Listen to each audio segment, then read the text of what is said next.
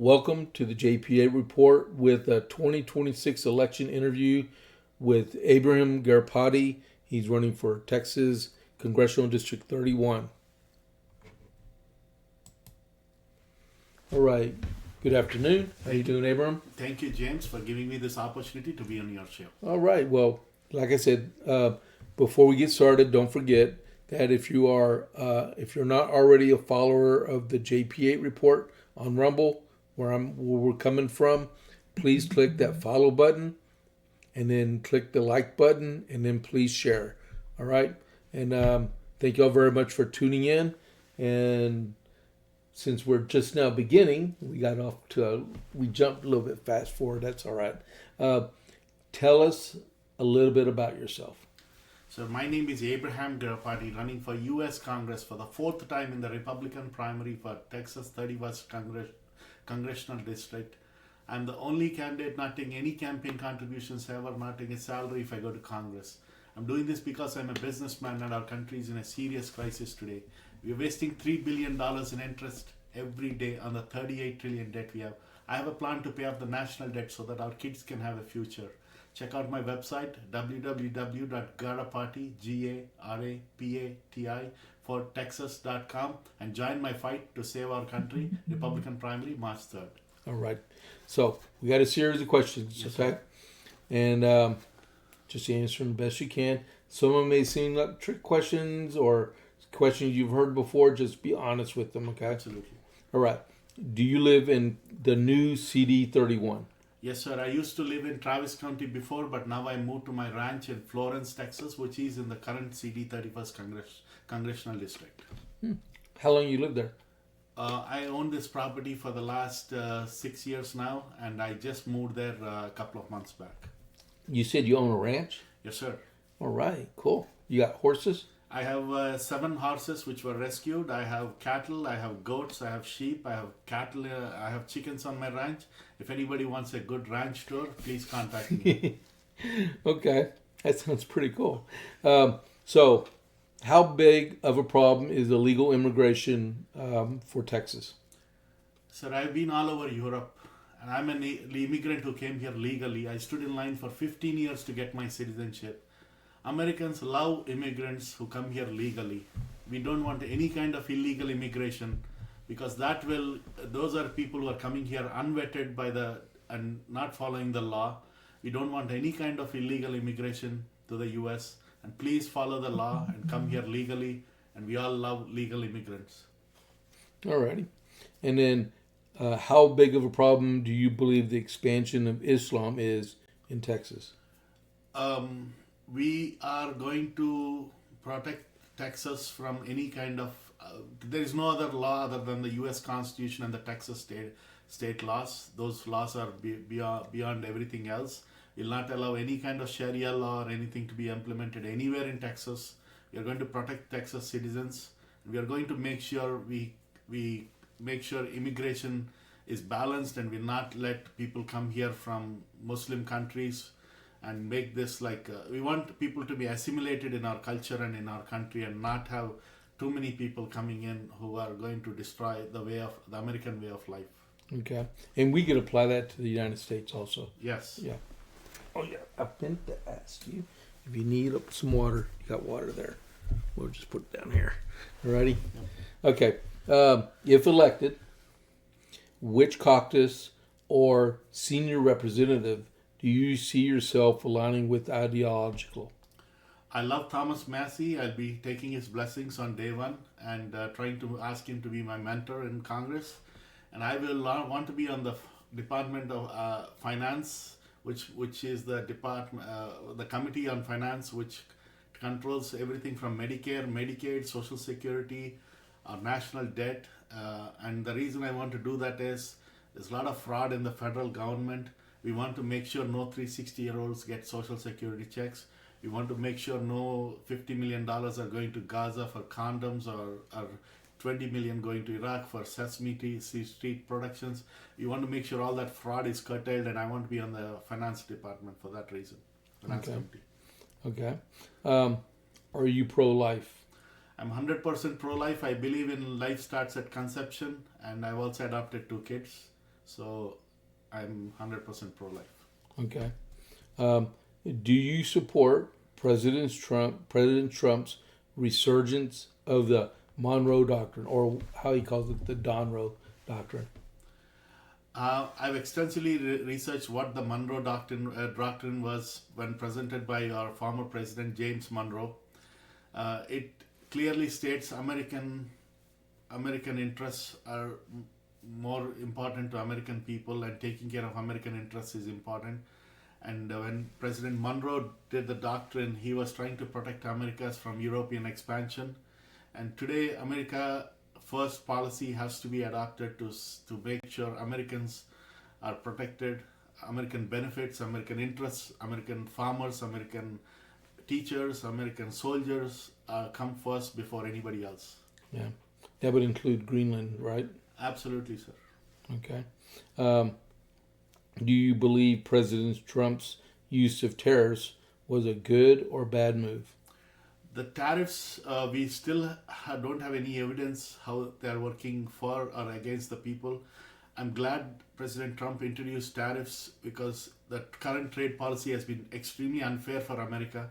Like we are importing $100 from China, we are importing $1,000 from China and exporting only $100. There are extreme trade imbalances with other countries across the globe, and we need to balance those trade imbalances, and we cannot have unfair trade agreements against America. And President Trump is trying his best to fix those trade issues. Until now, I think the tariffs are working well in resolving the trade imbalances we have with other global countries. Do you think there's anything he could do better?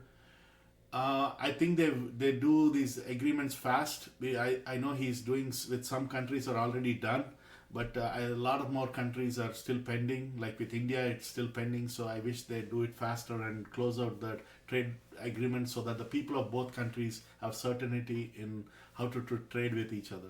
Okay. Is that where you're originally from? Yes, sir. Okay. Never been there. Mm. Close. Yep. Do we need a balanced budget amendment? This is a favorite subject of mine. We just paid $3 billion in interest today on the 38 trillion debt we have. This debt is not sustainable. Our kids and grandkids are going to have enormous problems if we don't address this issue. And we as a household or a family or a business, we do balanced budgets every day. We make X amount of dollars and we spend X amount of dollars. The federal government is insane. They're only making 7 trillion, but they're spending way more than the money they're taking in. And we need to have a balanced budget amendment. And that's one of the areas I'll work if elected to Congress to make sure we only spend what we earn as the federal government. Yeah. You know, states aren't allowed to carry debt, but the federal government can. Yes. And that should be rectified. Mm-hmm. Definitely should be rectified. And do you support closing primaries in Texas? It's a good question. I think it's an open primary benefits the Republican Party because that attracts a lot more independents and a lot more people. We definitely don't want any Democrats voting in our primaries, but we don't want to lose any independents and our other people who are neutral. So we want all of them to come under the Republican Party umbrella. And I encourage everybody to vote in the primaries and as many people as possible. You know, Texas is only one of 17 states that has open primaries. Nope, that's news to me. But Yeah. I think I want more people to be participating in the primaries. We currently only have 10% of the electors voting in the primaries, which is not a good thing. We want more people participating in the primaries. Right. Okay. Relax. It's fine. Okay. Do you support campaign finance reform? Absolutely, sir. I'm the only candidate without a donate button on my website. Never will take any campaign contributions, not take a salary if I go to Congress. We absolutely need campaign finance reform. We don't want billionaires in New York or California funding small local races in Texas. There should be something done where these billionaires are funding all these judges, school board candidates across the country. and money plays a big part in any election. So we want fair and elections where everywhere and the best candidate gets the chance to serve the people is what should be our objective and our accomplishment here. So we want the best candidates to run for office and win elections and serve the people, not the one with the most money.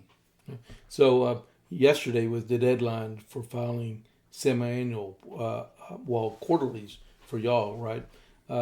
So we should be seeing in the next couple of days what kind of donations the other congressional candidates received. And there's nothing wrong with getting campaign donations, because a lot of people are trying to do it, but they don't have the resources to do it by themselves, and they do ask. I mean, when I ran for my offices, I asked for donations, but I made a stipulation to it. Your donation doesn't mean I vote the way you want me to vote. Your donation is just to help me get elected. And they understood. But if you're able to self-finance, that's great.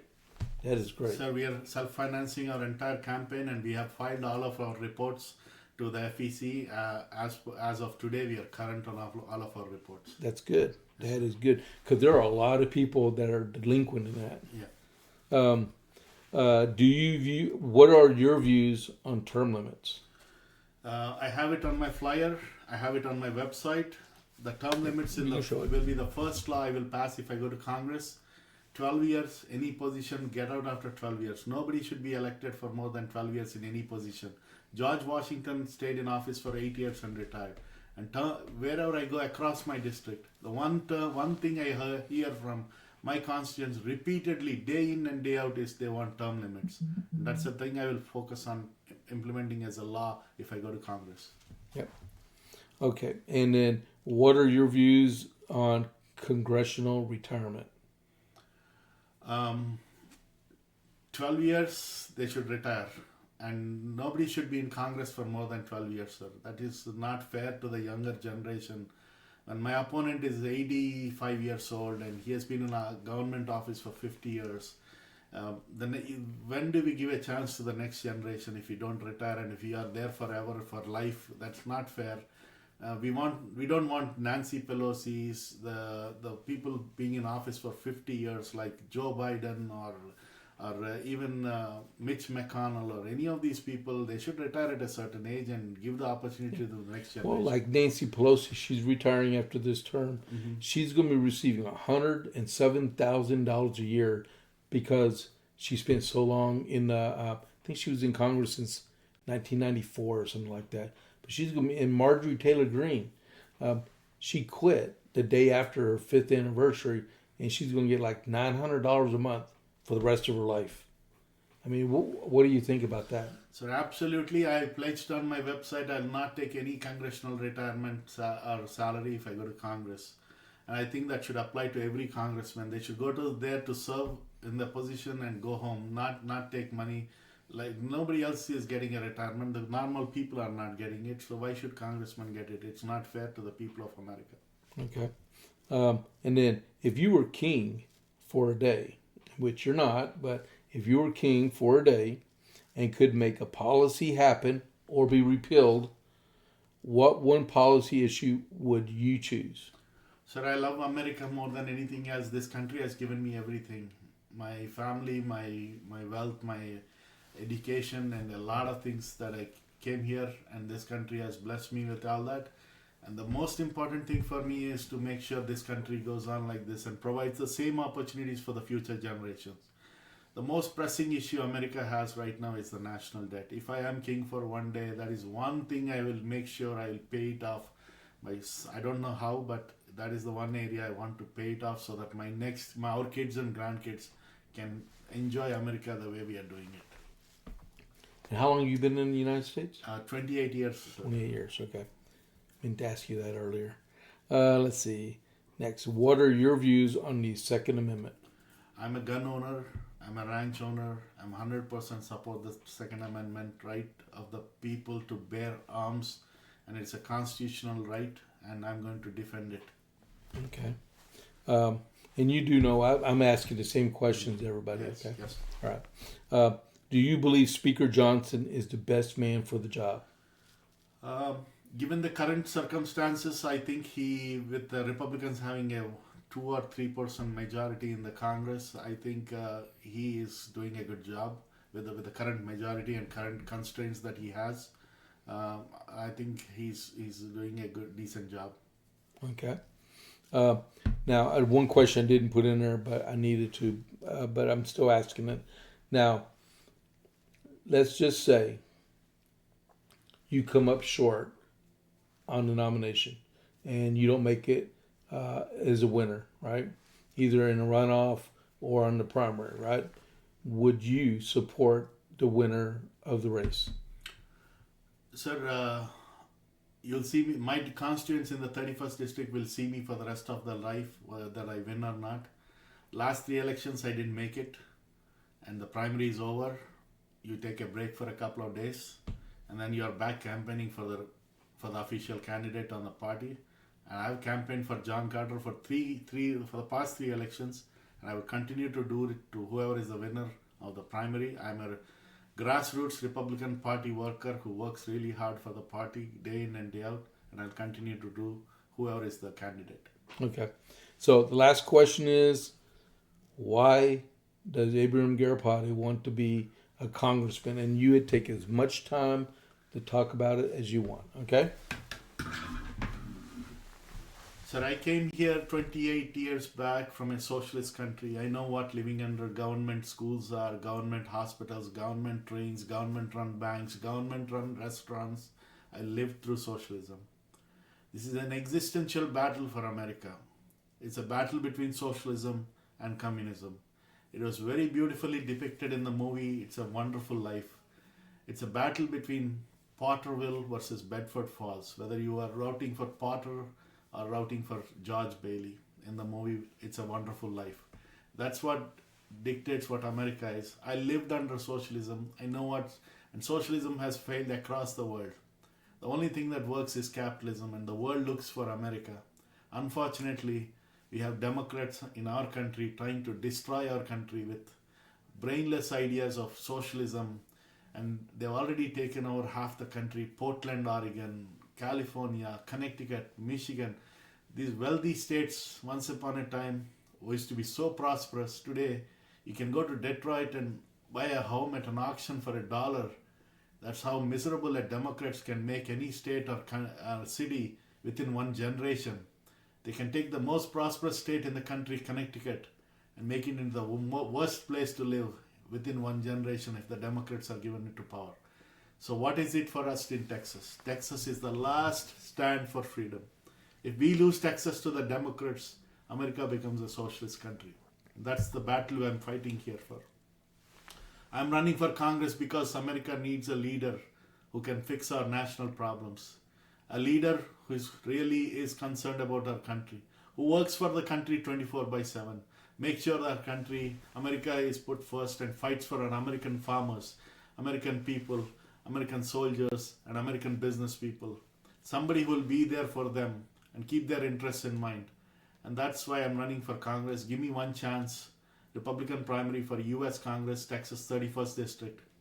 And I promise you, we will make America the best country again in the world and fix all of our problems. God bless America. God bless Texas. All right. And before I do my sign off, why don't you tell everyone about the shirt real quick? This shirt and hat were given to me as your elected delegate to the Republican National Convention in 2024 in Milwaukee.